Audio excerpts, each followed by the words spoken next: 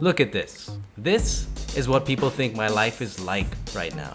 And in a way, they're actually right. I used to have a great job at a big, giant media, corporation, conglomerate, enterprise thingy. Don't ask, I won't tell you which one. Then I left. So here's why I'm on a creative sabbatical.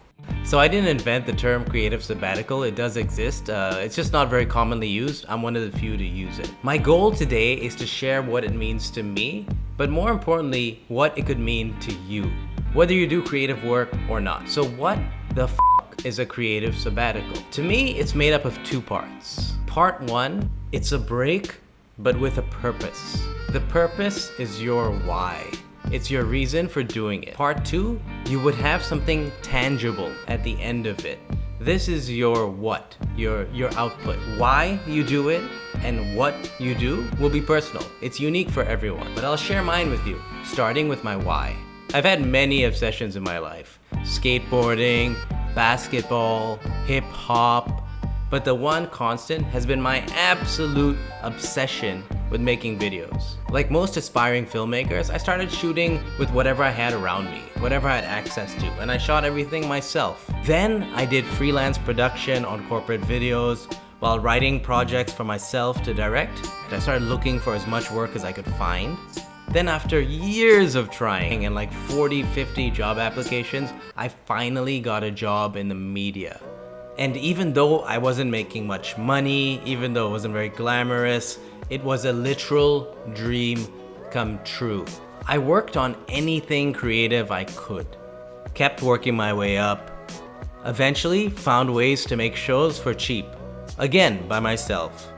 Some of these shows started doing super well, and I started getting bigger and bigger and bigger opportunities. I even shot my own movie, like a full feature-length movie, myself and with no budget. I was becoming like the king of no budget. Before I knew it, the roles were getting bigger and bigger and bigger, and so were my responsibilities. I was now not just in charge of the content, but also the entire businesses, like profit, loss, everything. And I did this for like a kids app, I did it for like a food platform, I built and launched a couple of streaming services. Suddenly there was press covering me, I was in magazines, I was in articles. It's unbelievable. And amongst all this incredible opportunity and growth, something else was happening at the same time, or rather, not happening. I wasn't doing creative work myself anymore.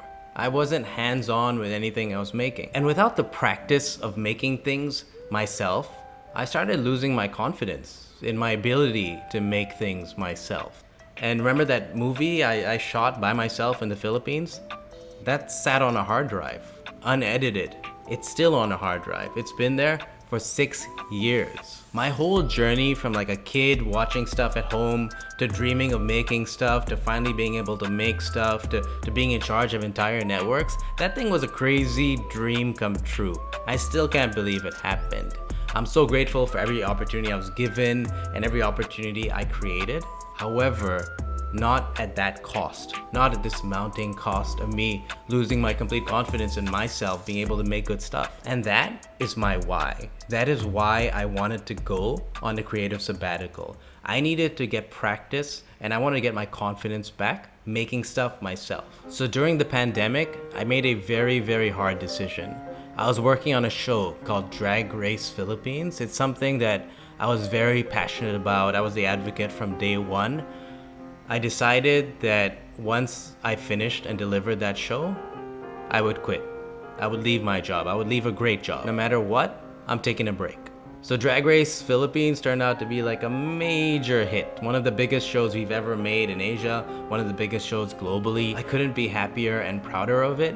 And the week of the season finale, when everything was pretty much wrapped up, I spoke to my company. We worked out an arrangement so I could leave. And a month later, I left. So I had a loose plan, right? I knew why I wanted a creative sabbatical. My goal was to do creative work, like a lot of it, to the point where it became a habit, build that consistency, and eventually it just becomes part of my lifestyle. It's just part of my routine. It's simply what I do. And I don't want this to just be part of my lifestyle during the sabbatical.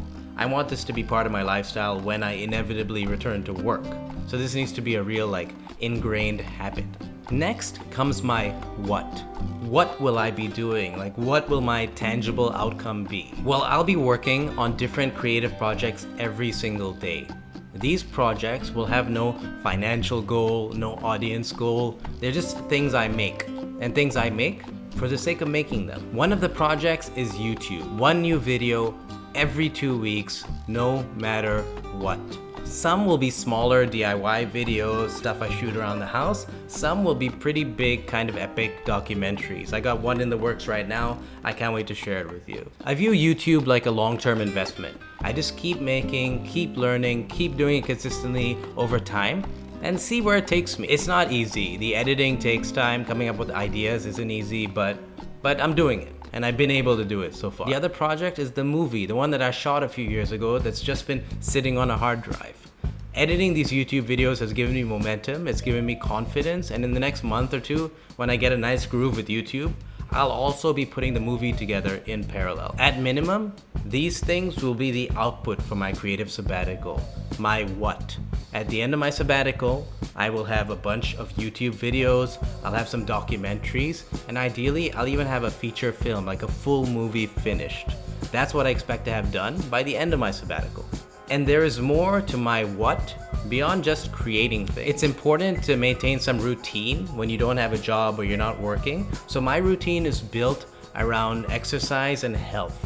So I go to the gym now multiple times a week. I've started doing strength and conditioning. I still go to a therapist weekly. I still journal, do all those things.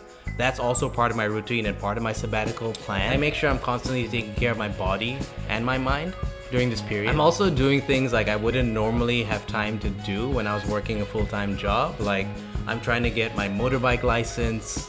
It actually takes a lot more time than I expected, so I'm glad I have this time to do it. I'm also trying dog sitting, which is something I was never able to do because I traveled a lot for work. That's been really nice, a learning experience, and it's kind of sweet. They come keep me company when I'm writing, editing, working on these videos, so that's awesome. To have a furry collaborator. This dog, Ollie, even helped me test my night vision goggles, which I got for a jungle adventure you'll be seeing about in a succeeding video. I'm also traveling, spending a lot of time with family as much as I can compared to when I'm working. I've been to the jungles of India, I was just in Tokyo, I'm going to Phuket soon, Bali next. I still keep up all my creative obligations that I've given myself, but I still want to explore and see the world because it's a lot easier now I'm on my sabbatical. I'm also reading a couple of books every single month, both to learn and also between us, I'm looking for some hot IP to buy, own, and develop, turn into a series. I've been really good at doing that for other companies. I might as well do it for myself. So I'm definitely keeping busy.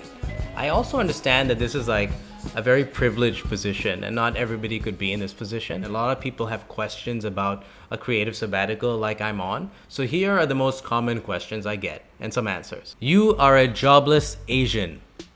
Are you okay? Yes, I'm very, very happy. I have zero regrets at all leaving the working world. It's one of the best decisions I've ever made. I can already feel the benefits. You know, I also believe, at least in Asian culture, society kind of pressures you to keep working. I know there's financial pressures as well a lot of people can be on, but I'm not talking to those people. I'm talking to the people that have enough savings and could take a break, but are just scared to. What about money? It's a goddamn recession. I knew I would take this break eventually. I've been saving for it from as soon as I started working. In fact, I've saved for multiple breaks. I just never had the courage to do it. Also, things that help, I've avoided debt. I live a pretty simple lifestyle. I have no financial dependence on me. And I got a visa. I worked my way towards a visa. That means I don't have to work to stay in the country I'm in. So all of those things work to my favor. Do you think future employers will view this break poorly? If they do, they're probably not the right employer for me. You can see there's a kind of a changing tide towards people taking breaks. People are more open to it and more people seem to be taking breaks than ever before. I'm also planning this break to come out of it with output. I would have done work during my break. I'm not just watching Netflix all day. Become a more valuable asset leaving your sabbatical than you were before you went in. Then you don't have to worry about shit like that. When will you start working again? I don't have FU money, I don't have retirement money, I just have take a break money, which is plenty for now. And I'm not in a very big rush to return to work. I wanna ride this breakthrough, this sabbatical. One of the things I do is I keep in touch with recruiters, just let them know how I'm doing. I keep my profile up to date. And you know, I've made it clear what my requirements are with them. Like I would only work after I've had at least a 6-month break. And I'd only interview during this break for very specific jobs, something I'm like super interested in, which is extremely rare. There's only been one of those in this entire period. Is it stressful or difficult? The hardest parts are saving up for it and being comfortable with uncertainty. But I can assure you, at least from my experience, it's totally worth it. This sounds nice. How do I do it? My suggestion, start with your why. Why do you want to break? And your what? What do you want to do with your break? Figure out roughly how long that will take, add a bit more of a buffer, and that's how much savings you'll need. So I'm about 4 months into my creative sabbatical now, and in the last 4 months, I put out more creative work than I put out in the last 4 years. It's a journey I'm still in the middle of, but I can feel positive results. I can feel momentum. I can feel my confidence coming back. So I'm curious. What is stopping you from taking a creative sabbatical? You watching. Why would you take one?